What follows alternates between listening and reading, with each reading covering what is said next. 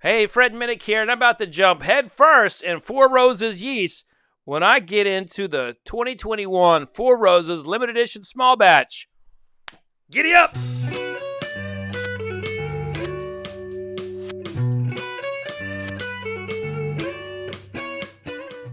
We got the K yeast, we got the V yeast, we got the Q yeast, and we got another V yeast. By golly, we're missing the F. We're missing the F yeast.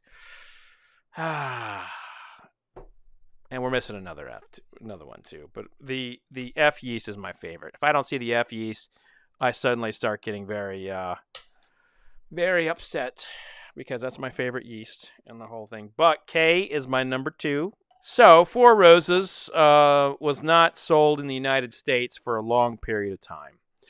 When they were owned by Seagram's, Seagram's took them off the United States market to focus on a little brand called Crown Royal. And when they did that, they pushed Four Roses Bourbon and sold it overseas in the likes of Spain, France, Japan, etc. And focused all on Crown Royal. See, Seagram's was a blended whiskey company, and they took the Four Roses label and turned it into a blend.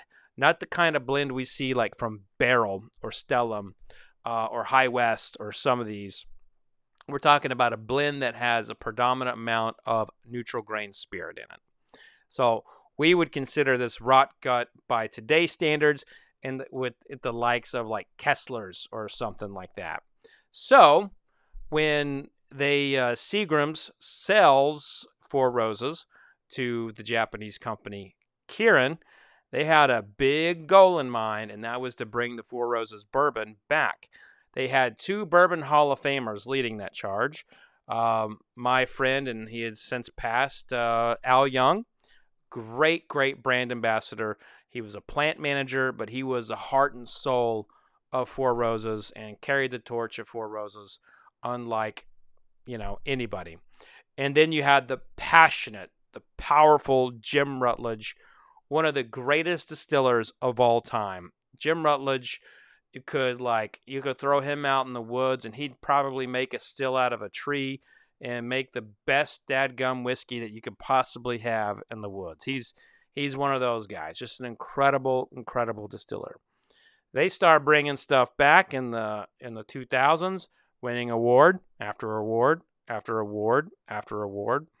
And so this right here is year in, year out a contender for my American Whiskey Awards, as well as pretty much everybody else's, because it's usually so damn good. And now their master distiller Brent Elliott has picked up where Jim has left off and is making quite the name for himself. He is a really great master distiller, and although he doesn't have the F yeast in here, we'll see what this is all about. So we'll start with the color, and look at that rich color.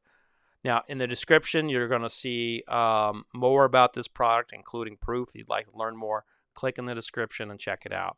But look at that color. That is amber right there. That's a big old juicy amber color. Man. Hot damn. Woo! Some bitch that smells good. Oh, man.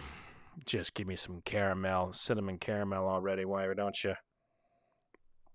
Cinnamon and caramel, so profound, so beautiful, so rich, so layered on the nose that if I don't taste those on the palate, I will be absolutely shocked. I can tell that this is probably going to be something I'm going to fall in love with right away.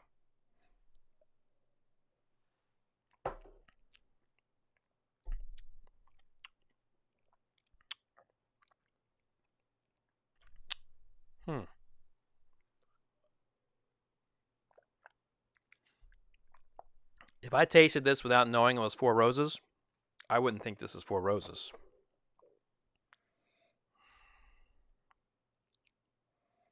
It's got one of those old dusty whiskey kind of hints to it, like a bitterness kind of curling up underneath the tongue, like the inside of a walnut shell.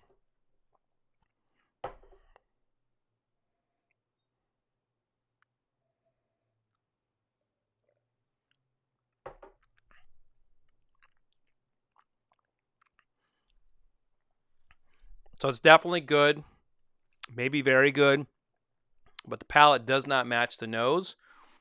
This is going in a different direction. This is almost like a bread pudding, a caramel bread pudding.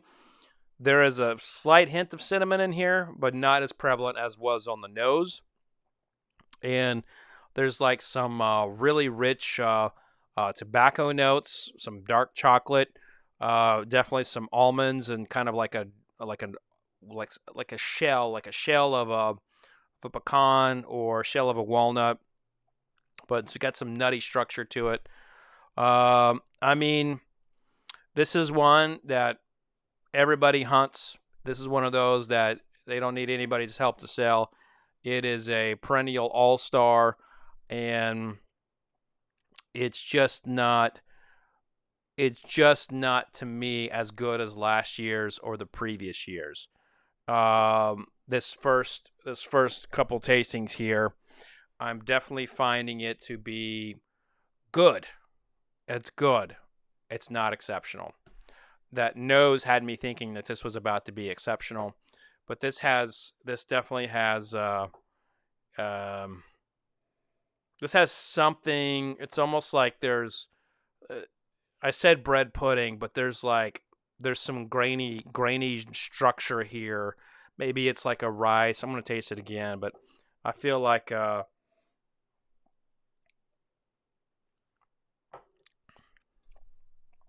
this is almost like an overcooked brown rice or something. Just yeah, and it finishes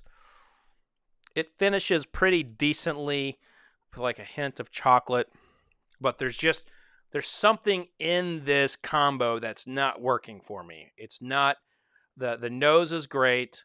The palate has some really nice notes to it, but it's not balanced. There's an unwanted bitterness kind of curling in underneath the tongue. And for the ages on these bourbons, I definitely do not expect to get a fleck of grain like I did in this tasting. But it kind of finishes a little stronger than it starts out, with a hint of chocolate, but still that finish is not as long as I have experienced with previous limited edition small batches. But it is what it is. I'm always honest with my reviews. I have loved 9 out of 10 Four Roses limited edition small batches, to include the best of the century in the series I did, bourbons best of the century so far. That basically had several in there and won my best bourbon of the 21st century so far.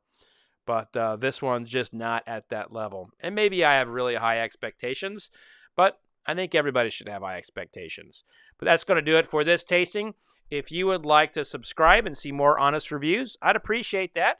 But if you want to become a member, my members got to see this live, and this was later edited, but they got to see it live and commented throughout. So they saw this up against other things I tasted, and we chatted after I tasted and before. But that's going to do it this week. Be safe out there. Remember, no licking handrails, no licking trash cans, and vodka sucks unless it's being used for hand sanitizer. Cheers, everybody.